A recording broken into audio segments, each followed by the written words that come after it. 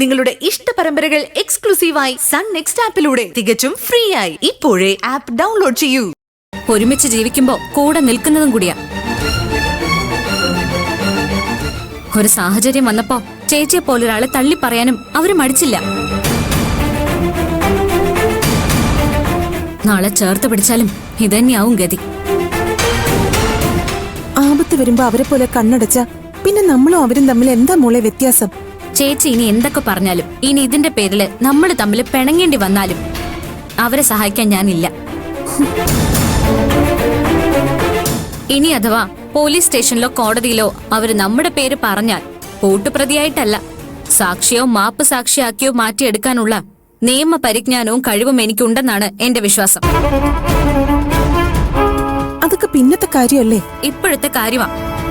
അഹങ്കാരത്തിന്റെ ഫലം ആപത്ത്. കുറച്ചു ദിവസം അവരകത്ത് കിടക്കട്ടെ ചേച്ചി. പഠിക്കട്ടെ, ജീവിതം എന്താണെന്ന് പഠിക്കട്ടെ. ഈ കാര്യത്തില് എന്റെ ഭാഗത്തുനിന്ന് ആരും ഒരു സഹായവും പ്രതീക്ഷിക്കണ്ട.